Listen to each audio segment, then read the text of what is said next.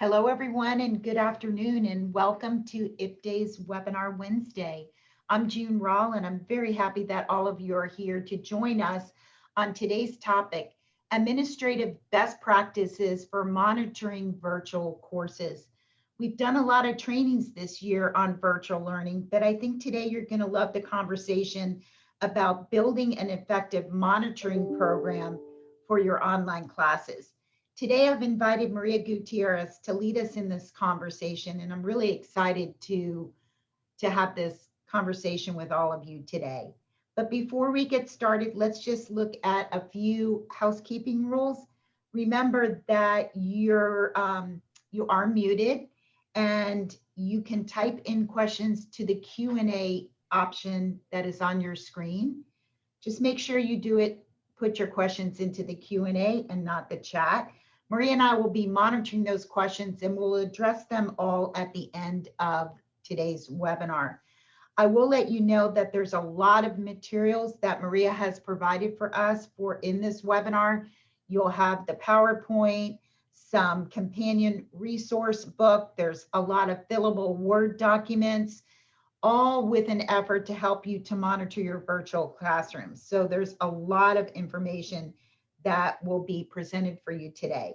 Today's presentation is recorded, and it will be archived on the IPDay website within 48 hours. So Maria, I'm going to turn it over to you. I know you have a lot to say, and I'm anxious to hear about it myself.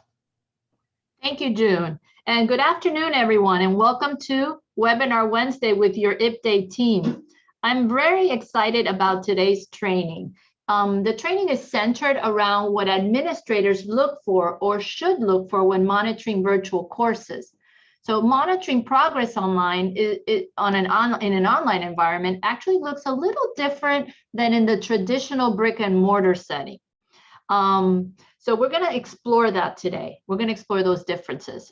I want to emphasize that even though the title is Administrative Best Practices and not Teacher Best Practices, this does not mean in any way that today's training is only for administrators. Teachers need to know what administrators are looking for when they observe virtual classes. That being said, I strongly hope that both administrators and teachers alike participate in this training so that both can benefit from the information and the resources which we will be sharing with you. Let's open with a little training scenario. Now, as I share this scenario with you, think about your first experience monitoring an online course. I'm sure this will set the tone for the rest of this training. All right, here we go. So say you're monitoring an online ABE class for the first time. You're not sure what you're looking for. However, you see that there is a lot of discussion going on. The teacher has uploaded a lot of documents and web links to outside resources. She's also using a lot of flashy multimedia. You're a little overwhelmed at first at the number of resources, but you're also wondering if the students know how to access or even use them. As you continue your observation, you notice that the teacher's providing a lot of information, but you don't see much evidence of the students knowing how to use or apply the information. You begin to wonder what else is not as it appears. The use of technology is impressive, but are the students really learning? This was actually a true story and is exactly how I felt when I first logged into one of my teacher's online ABE classes. I felt like deer in the headlights.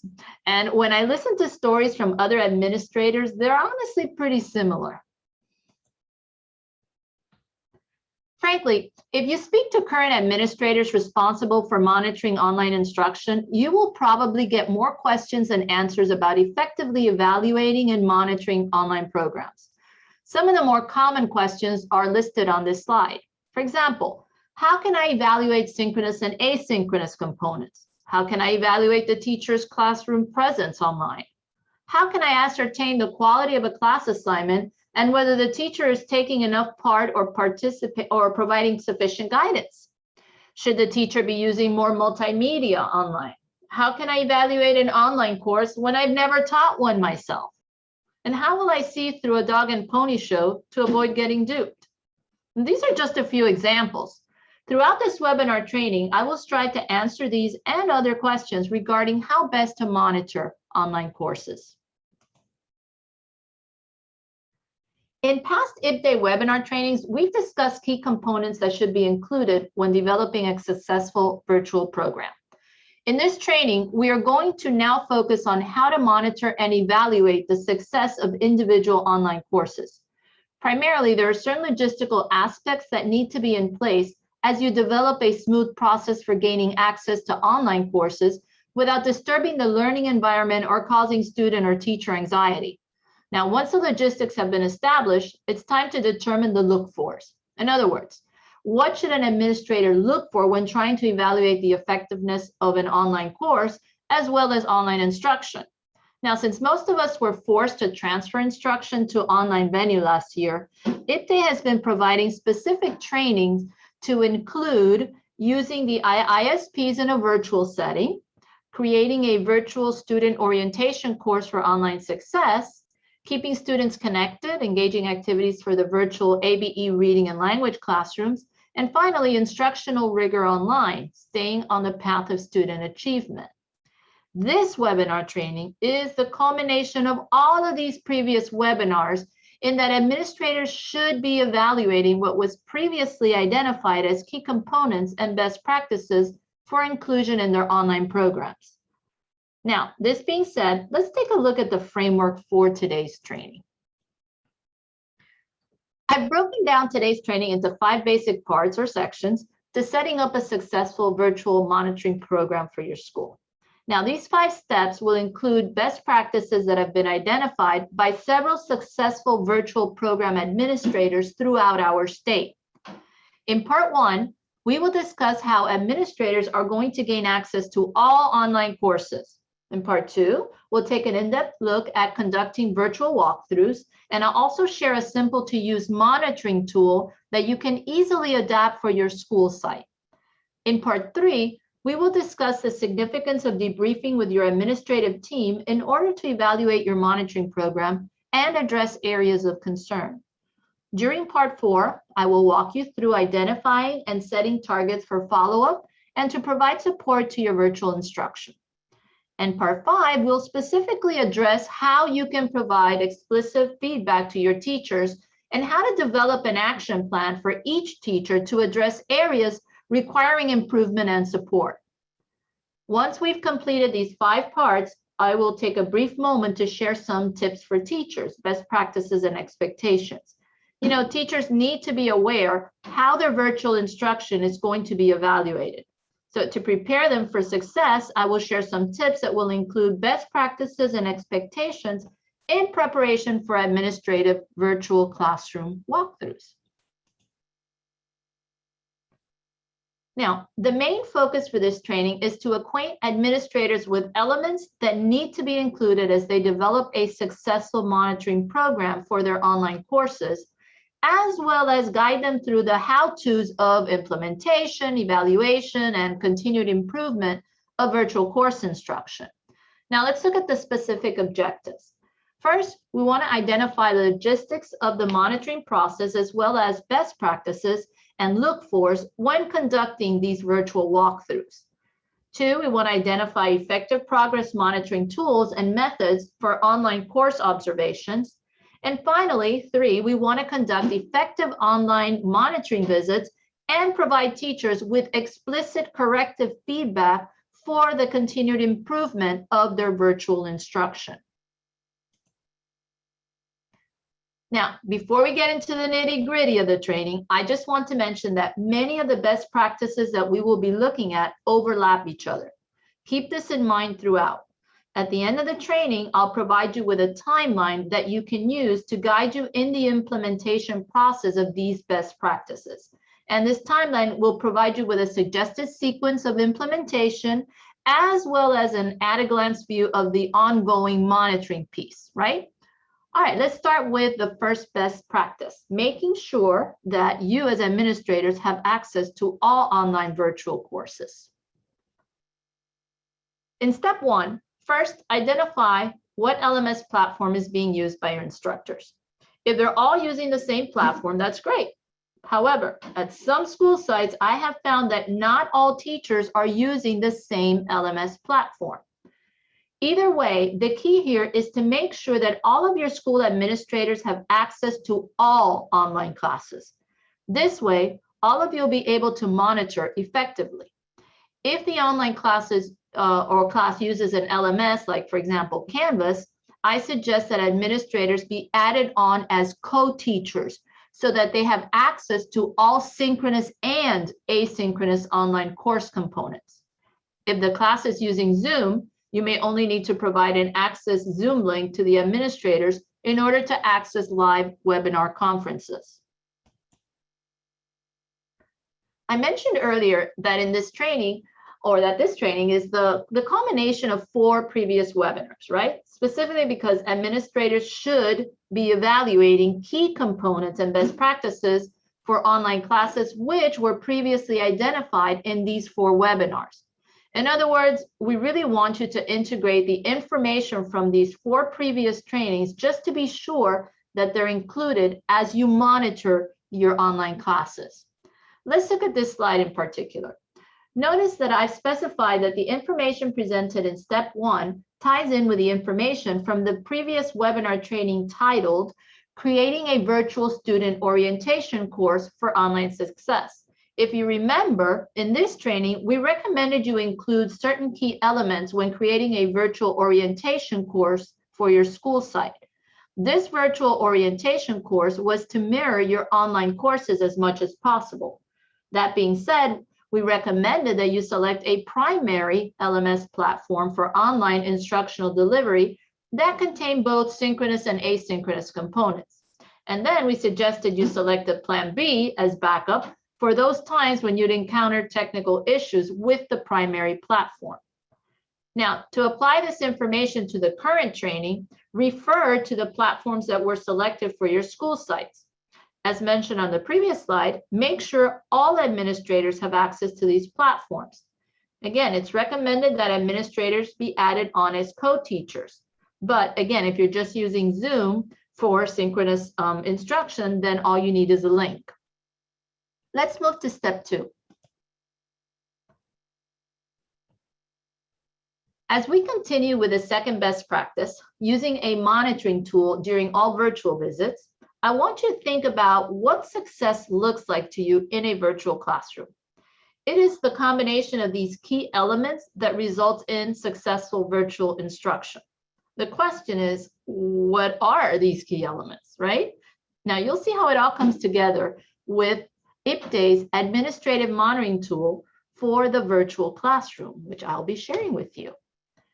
Now, remember that this is a brief webinar and it does not provide us sufficient time to explore all of these successful key elements that should be included in your online courses.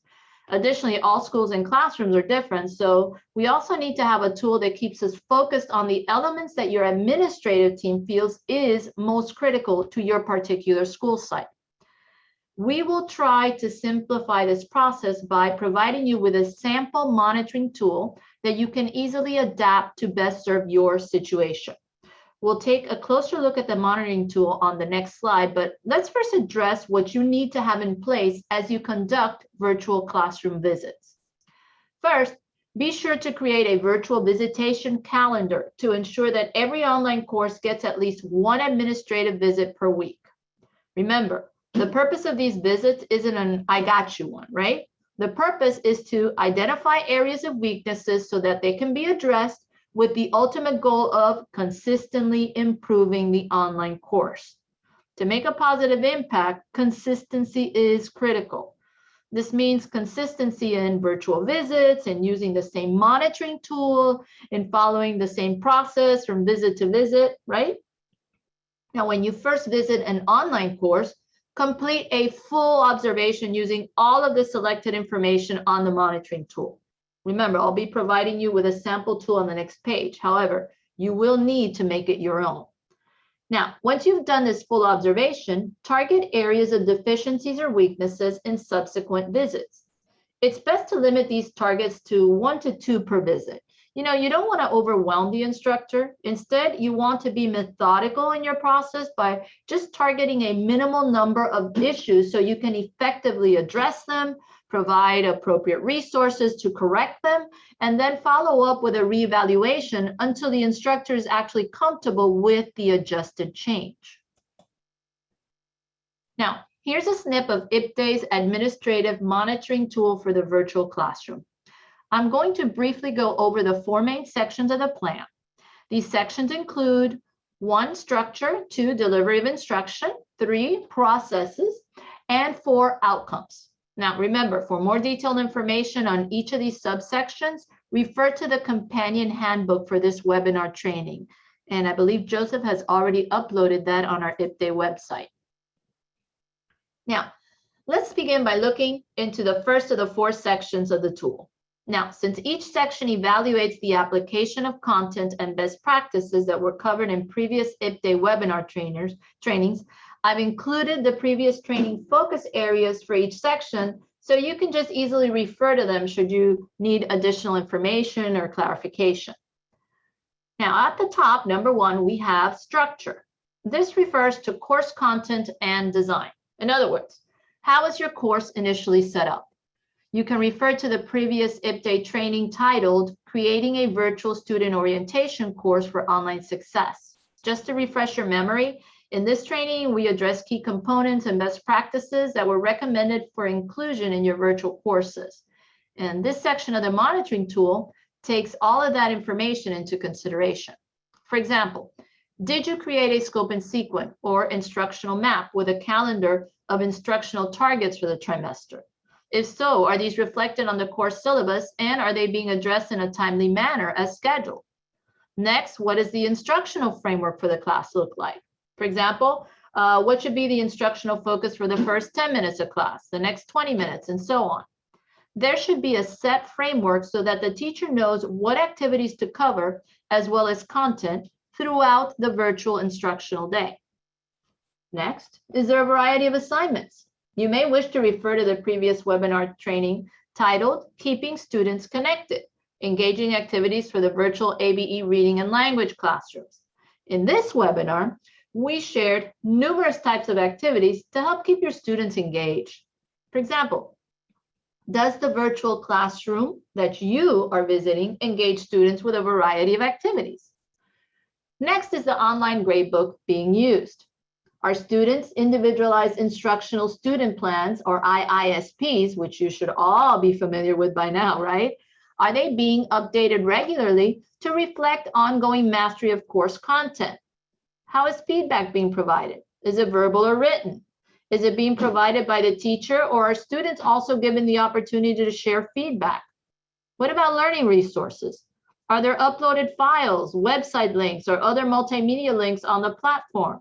What about the online learning community? Is there one?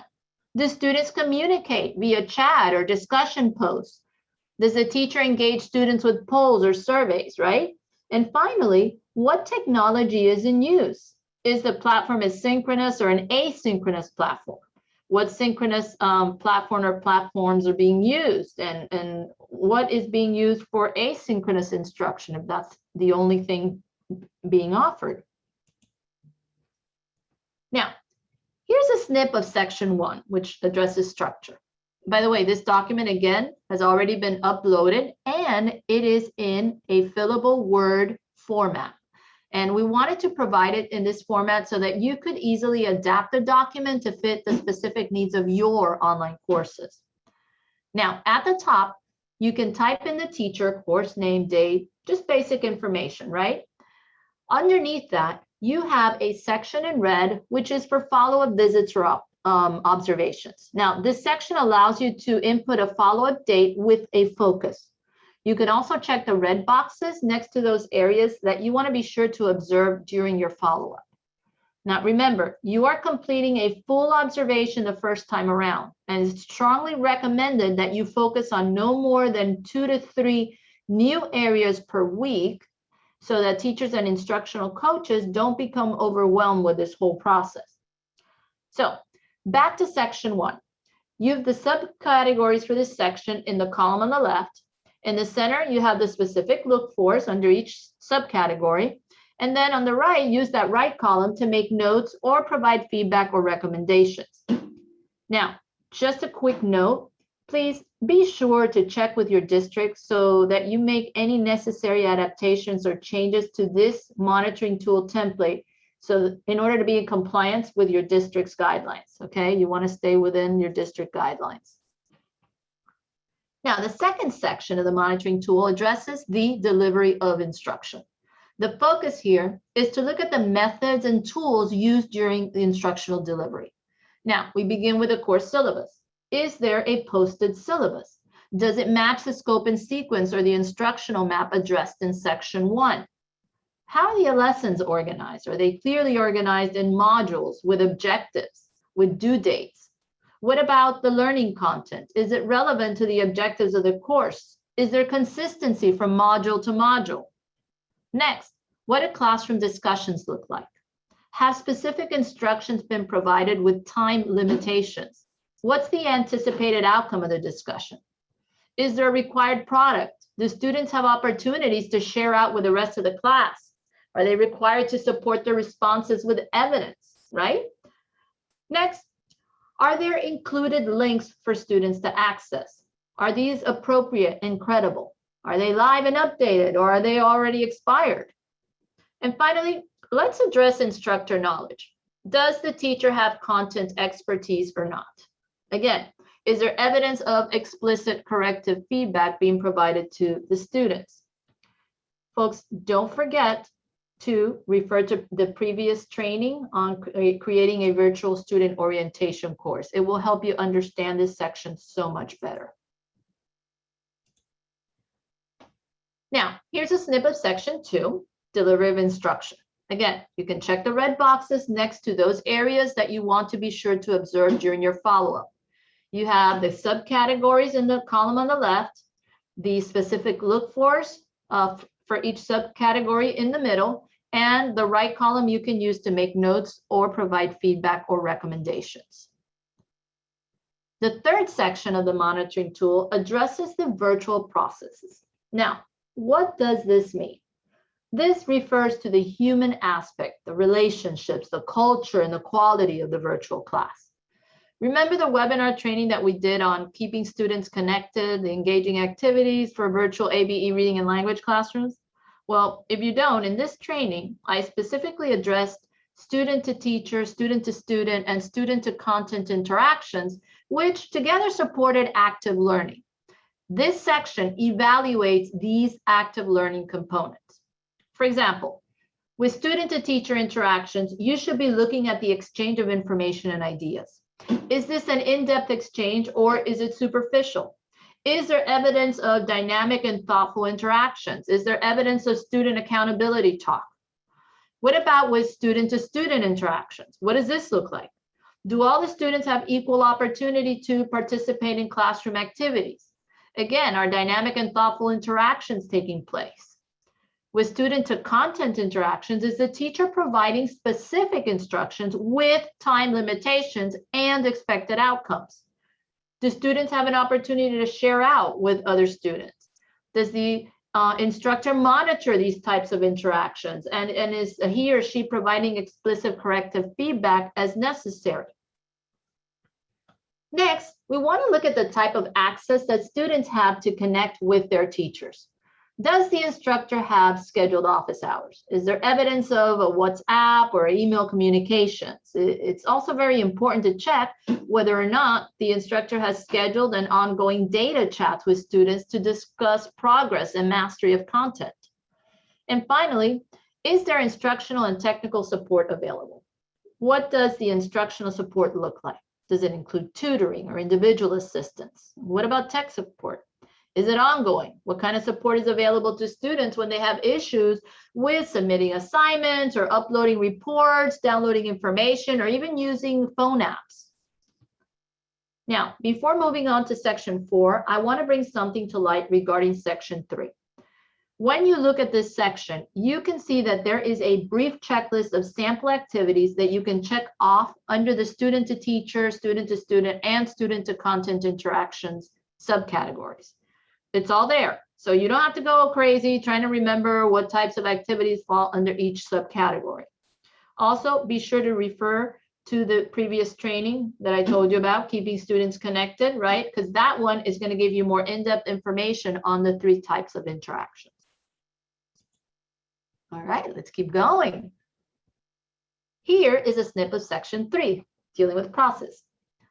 Again, you can check the red boxes next to those areas you want to be sure to observe, right, during your follow-up. And you have the subcategories for this section in the left, on the column on the left, and in the center, again, you have the specific look-fors for each subcategory. Now, notice that in this section, this is a little different. Notice there are checklists for specific activities for each of the 3 interactions, the student to teacher, student to student, and student to content. Now, we included the most common activities just to facilitate your walkthroughs. If you like, you can always adapt the list.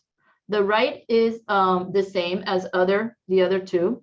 Use it to make notes or provide feedback and recommendations. Now, the 4th and final section of the monitoring tool addresses outcomes. In other words, it addresses mastery of course content and looks at whether or not students are provided with an opportunity to evaluate their online course. Now, the first thing you want to do here is to look at whether or not the student work reflects mastery of course objectives. In other words, does the work or do student interactions reflect an understanding and achievement of course standards and objectives? Do they reflect mastery? Are the students' IISPs being regularly updated to document this mastery of content and course objectives? Next, what's the level reflected by students' work? Is it basic or is it complex?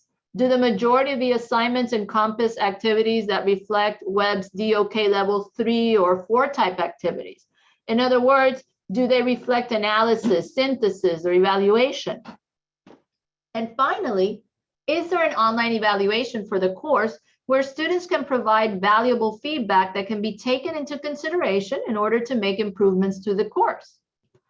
The content in the section addresses best practices outlined in 3 prior webinar trainings, okay? And these are listed, so please be sure to check those out. And finally, here's a snip of this last section of the monitoring tool, right? Section 4. Again, check the red boxes next to the areas you want to observe during your follow-up. The subcategories are in the left column with the look-fors in the middle. And like section 3, this section's a little different. We also included a checklist here, this time of the 4 DOK levels, so that you can just easily note the level of rigor observed in the online class. And as with any other section on the document, adapt it to fit your needs, feel free. And the right, use it to make notes or provide feedback or recommendations. Now, let's continue with step 3, holding regular administrative debriefings. Now, step 3 has to do with holding regular debriefings with your administrative team or your instructional team to address strengths, weaknesses, and any outstanding instructional issues, right? Your first debriefing should take place after you've made an initial visit to all virtual classes and have completed a full observation using the provided monitoring tool.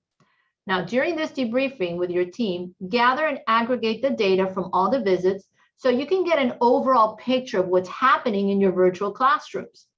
Next, discuss which are the weakest areas and how you're going to provide support to the teachers in addressing these weaknesses. Now, once this general plan has been formulated, you can then break it down by week. I also want to make a note now regarding these debriefings. You should continue to hold weekly debriefings with administrative and instructional team members as the trimester progresses, and you continue subsequent virtual visits. Why? Because this is going to ensure that you continue to address the ongoing needs of your teachers and students, not just the initial ones that you observed.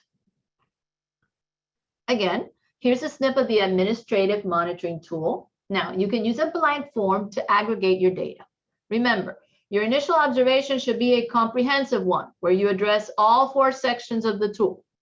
Now, once you have an overall picture of where the weaknesses lie, then you can schedule subsequent visits to target them.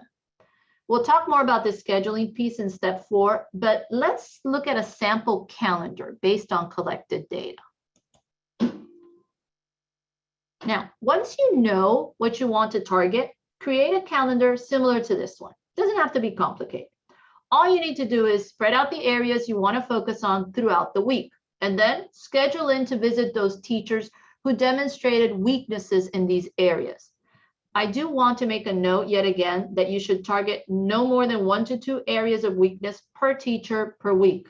This is going to allow you to address the weaknesses, model the appropriate behavior, and then return for a reevaluation the following week. If you're making a follow-up visit to confirm progress made, then be sure to mark this on the calendar, because these should be quick look-fors that can be easily confirmed or evaluated. And if you want, just look at the examples in red on this slide. Now, one more thing I'd like to reiterate before we move to step 4 is that your team should meet regularly, and I mean weekly. And the reason is to discuss targets met and targets pending. The main purpose for these virtual monitoring visits is to be able to address areas where teachers and students may need assistance. You'll always want to address those areas that are the most critical first. And you always want to go into a visit with a clear purpose or outcome in mind. This is the reason you should meet with your team. Together, you can work to identify and provide the necessary support or resources to address these areas of need. So we're up to step 4. Yay. This step is actually an in-depth follow-up to step 3.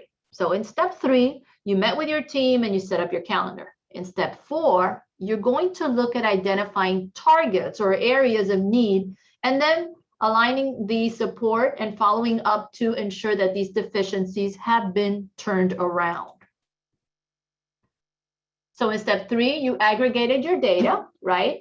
And you identified these deficiency areas. And as we move to step 4, we want to hone in on specific targets by week. Now, we schedule resources around these targets to include IT support and or instructional coaching support. Now, once the visitation schedule is set, share it with the teachers so that they are not caught off guard. Remember, the purpose for monitoring virtually is the same as for face-to-face visits, to identify issues and provide support with the goals of improved classroom instruction and student outcomes. That doesn't change. So be sure to assign support instructional staff to teachers in order to clearly share support to be provided, and expectations as well that need to be met on the part of the teacher. Always go back and recheck previously observed behaviors and corrected behaviors to ensure that there is no regression.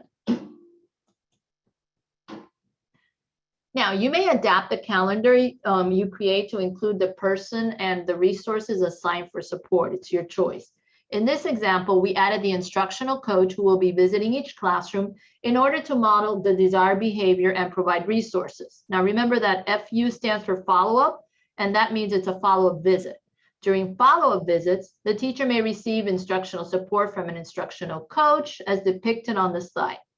Another purpose may just be for the administrator to reevaluate a specific target just to make sure that the teacher has made improvements in this area. Now, providing feedback and developing a plan of action for each teacher is critical to any improvement, right? Any school improvement plan. By providing constructive feedback after an administrative visit and incorporating that feedback into the teacher's plan of action, you're taking key steps towards improving that teacher's virtual classroom instruction, as well as the virtual class setting. Now, this action plan provides you and the virtual teacher with an opportunity to establish momentum points or shorter milestones throughout the trimester that identify and address observed opportunities for improvement. Ongoing discussions regarding these follow-up visits are opportunities to chart gains and identify any required additional support or resources. Let's look at the bullets on these slides. You know, communication is key. Be sure to keep the plan simple. Give teachers a minimum 1 week advance notice, right, prior to visiting their classrooms. Use the same format for all teachers when debriefing. I suggest a short oral debriefing, maybe followed by an email communication, right? Always begin with the positive. You do not want to discourage your teachers. You want to motivate them to improve. So be clear about the expected improvement outcomes. And the second key to success really is to stick to the plan. You know, surprises can be very discouraging and frustrating. Let's look at this sample virtual visit feedback tool. Remember, we need to use a tool that is effective, but we also want to keep things as simple and consistent as possible. This tool ties in very well with the monitoring tool that we introduced in step 2. At the top, you put in basic information such as the teacher, course name, date of visit, purpose of visit, and the name and title of the person making the observation. Now, skip the red for now, and let's move on to the chart. In the chart, you have the 4 sections of the monitoring tool on the left. You just need to place a check next to the section that you are emphasizing in this observation. The next column to the right provides a space for you to jot down 2 to 3 strengths observed during your visit.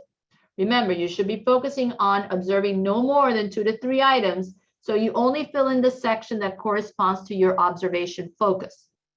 In the third column, you're going to list 2 to 3 things you observed that didn't look too good. These will be focus areas that you will identify as opportunities for improvement. The fourth column allows you to list any people or material resources that you are providing. In this example, Coach Garcia has been assigned to model an activity for the teacher. Coach Garcia is also to provide the teacher with a copy of the DOK chart. In column 5, write the focus or purpose for the next visit. This could be a coaching modeling session, a second or third observation, a discussion on progress made or not made. You decide and write it in this section. Again, this example shows that Coach Garcia is scheduled to model a specific activity during the next virtual visit. And finally, column 6 is where you will write the scheduled date of this next visit. In this example, the next virtual visit is scheduled for March 2nd. Let's go back for a minute to the 2 titles in red. This information is redundant. However, you may wish to highlight it because it does emphasize the date for the next follow-up visit, as well as the focus for that visit. It's up to you. You can delete it if you want. Now you know that we really strive to provide our webinar participants with as much information, as many useful resources as possible, right? If you wish to have a fillable Word document of the sample virtual visit feedback tool, just log on to our website and it's available for you for download. Now that we've addressed how to provide feedback out to our virtual visits, let's look at how we can create an action plan for each of our teachers that helps them to focus on areas for improvement.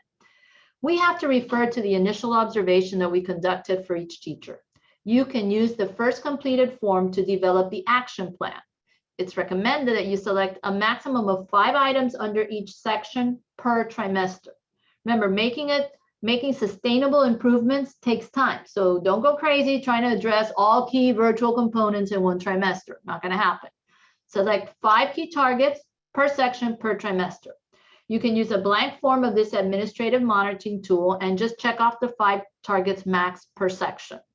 Provide this to each teacher and have a discussion explaining how you're going to provide the necessary support to assist them in making improvements. Also provide a timeline or a tentative one so that they know when to expect you, right?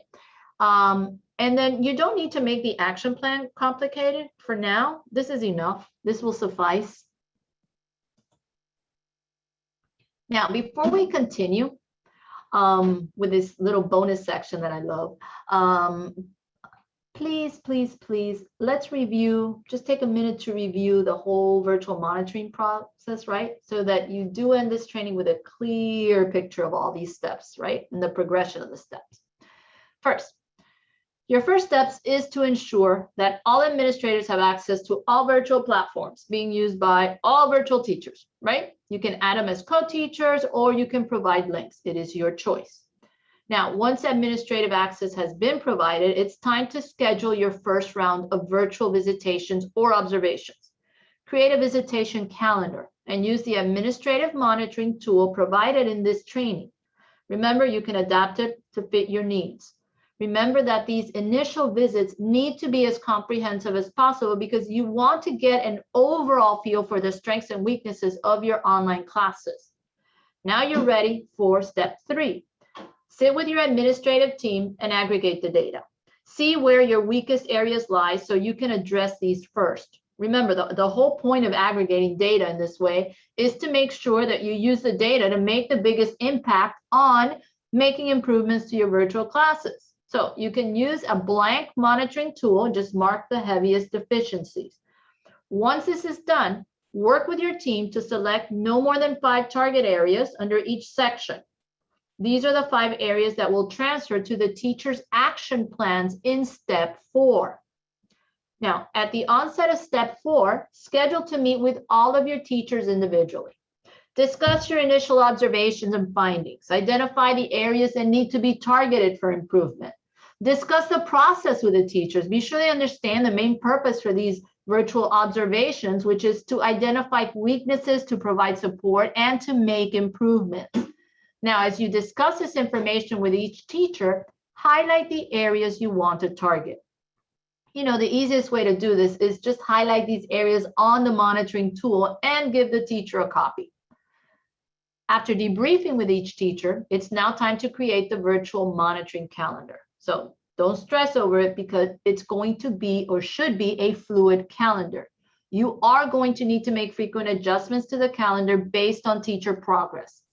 Share the calendar with all administrators, all instructional support personnel and IT support, and all virtual instruction.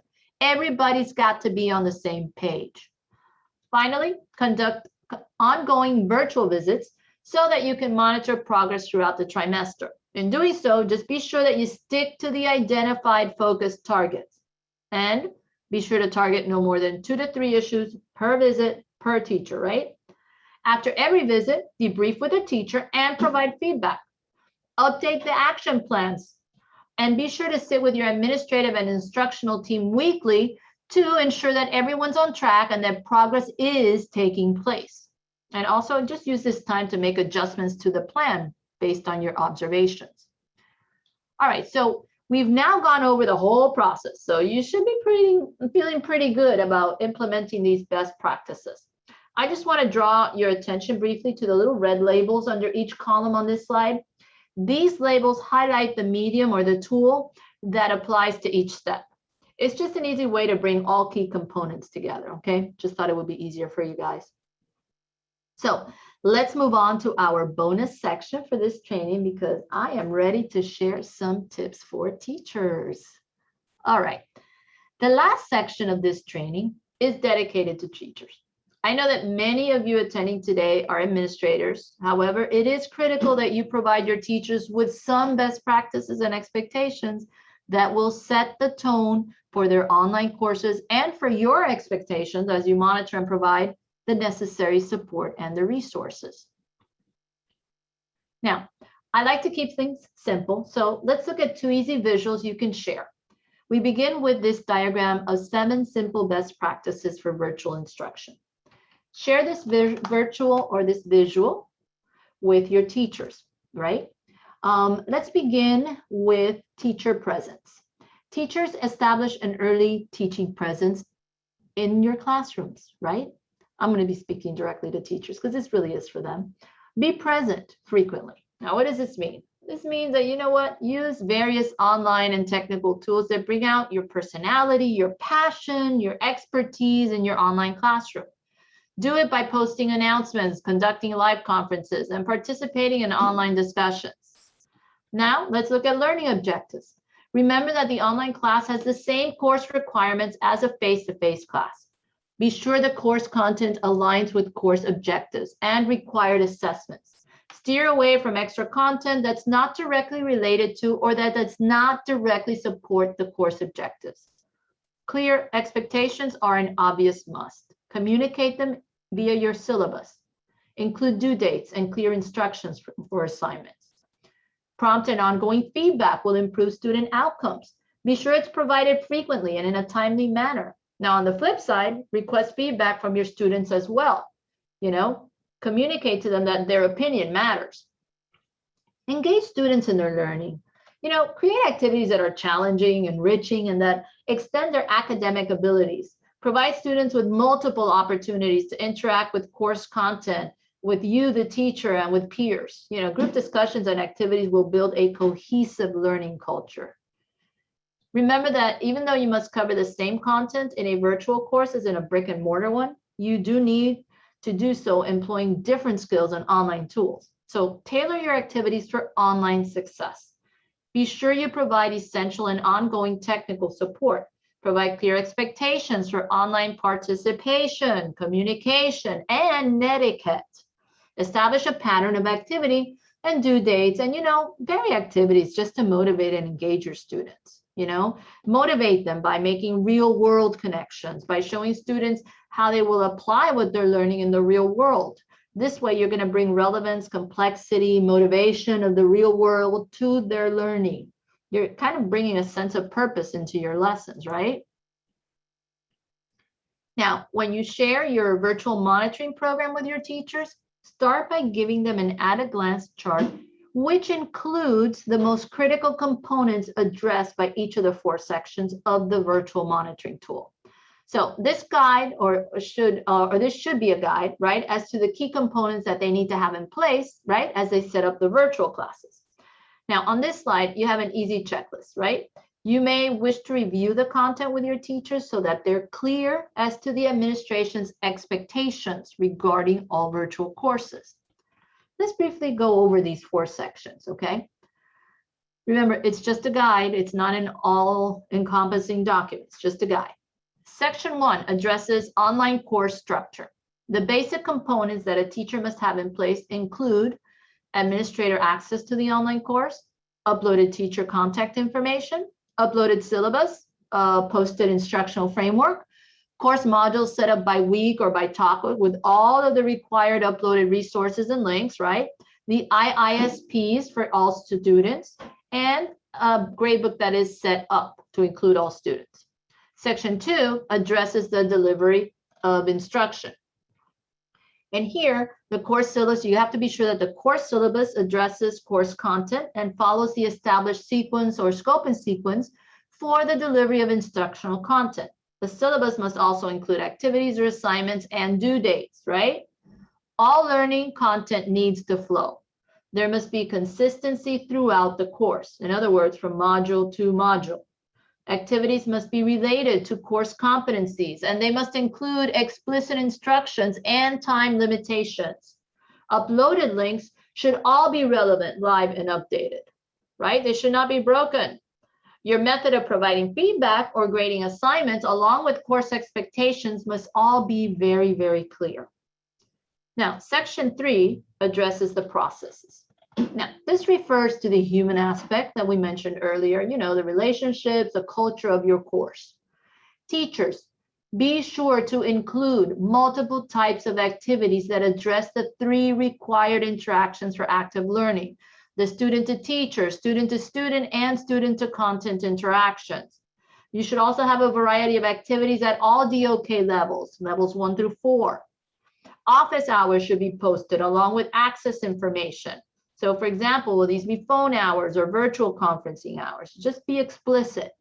And finally, access to additional instructional and technical support needs to be communicated clearly, preferably in the syllabus, but also on the LMS platform, probably the homepage. The last section, section 4, has to do with outcomes, right? Refers to mastery of content as well as the evaluation of the course. Now, do all students have an IISP? And are these IISPs regularly updated to reflect ongoing mastery of course content? Does student work extend beyond basic busy work? Oh my God, this is so important. It should reflect analysis. It should reflect synthesis, evaluation. Students should also be provided with opportunities to evaluate the course and provide feedback to you, the teacher, right? Keeping the ultimate goal of improving online instruction and increasing student success in mind. That's the purpose for all these feedback documents. Now, we've gone over this kind of teacher cheat note, right? So don't forget to share the monitoring process with all teachers. And administrators, just emphasize that providing support is the key component of this process. Emphasize that there will be open and ongoing dialogue throughout the entire process, just to ensure that you're as effective as possible and that teachers are effective online as they are in their face-to-face classrooms. Now, as we conclude our webinar, right, training on administrative best practices for our virtual courses, I want you to remember one thing. You know, when you're setting up a monitoring program, be sure to do so in a planned, purposeful manner. I like to do everything this way. Clearly define goals around what you want your virtual courses to look like and what your expectations are for both the teachers and the students. As you monitor virtual courses, provide feedback and allow time for reflection. This will provide the teachers with an opportunity to see the value in incorporating these best practices and the recommended resources into their virtual courses. Now, as always, you know that I like to end my trainings by emphasizing a growth mindset. So I'm going to ask you to take what you have learned today one step further. Change the way you monitor classrooms in a virtual setting. Use the monitoring tools, techniques, and resources shared during this training to establish a virtual monitoring program that addresses the effectiveness of online instruction by monitoring progress for both students and teachers and sharing information to make informed decisions that lead to improved online instruction, as well as increased student motivation, attendance, and success. Redesign your instructional support action plan. Ensure that both teachers and students are provided with targeted support to address previously identified areas of weaknesses. Also, include ongoing technological support as a main component of your plan. Review the information provided in this training. Share it with teachers, other administrators, and district personnel, and become an expert on best practices for monitoring virtual courses. Have roundtable discussions with your administrative team and share the wealth to ensure that all of your teachers receive the support and feedback necessary to continuously strive toward delivering improved online instruction. Finally, reflect and make a change. Ask yourself, what is working especially well in my virtual classrooms and what is not? Use the provided administrative monitoring tool for the virtual classroom and develop a targeted action plan that is unique to the needs of every online teacher. Continuously evaluate and reevaluate online classes and share feedback. Provide the necessary resources to support continued improvement and hold teachers and students both accountable. Well, that was a lot of information, folks. And this concludes our webinar on administrative best practices for monitoring virtual courses. June, at this time, I don't know if we have any time for to answer any questions. Do you have any at this moment, or should we move on to our evaluation? Maria, we've been answering all the questions, and so I think we are good to go to move on to the feedback slide. Excellent. I want to thank all of you for all your comments today during the webinar. We're so appreciative that you are so engaged in this and love the information. I know Maria has provided a lot of information for us. Just know that this webinar is archived and you can go back and look at it anytime and review all the content resources that we have provided for you today. But I'd like just for you to take a minute to respond to 3 short questions that will now appear on your screen. You know, your feedback is so important to us as we orchestrate these webinars to help you move, student success forward. So take a second and answer these 3 short questions. While you're doing that, I want to wish all of you a very restful, relaxing, refreshing spring break. We're going to join you again in a couple of weeks on March 31st. This webinar on March 31st will be really geared for practitioners who are serving in correctional facilities. The title of the webinar is Gearing Up for Contextualized Instruction and Project-Based Learning for Correction Institutions. So we have a lot to offer for those serving specifically in those correction facilities. So until then, Maria, thank you so much. Great presentation, lots of great resources. Thank you. Thank you to all of you for all your support, and please enjoy your spring break. Yes, thank you all. Be safe.